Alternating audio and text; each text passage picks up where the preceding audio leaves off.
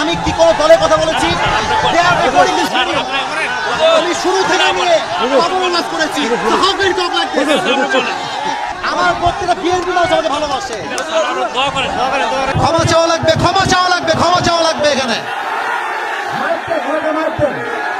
ক্ষমা চাবে আমি সামলাইতে পারবো না। এই যুবকের প্রধানমন্ত্রী রাখি না, এটা 5 আগস্ট আগে বাংলাদেশ নয়। প্রধানমন্ত্রী কথা বলে পিঠের চাপ রাখতে হবে না, ক্ষমা চাইতে হবে। আমি ওই পুরো ক্ষমা চাইতে আপনি কি আওয়ামী লীগ করেন?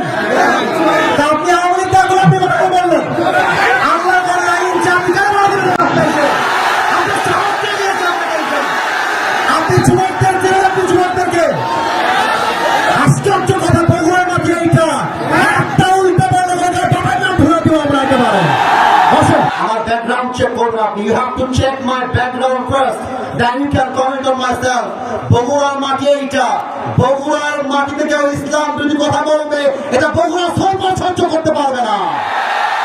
আরে আমি তো শেখ হাসিনাকে গুনি নাই, আপনাকে গুনবো কিসের জন্য? আমি কি করবে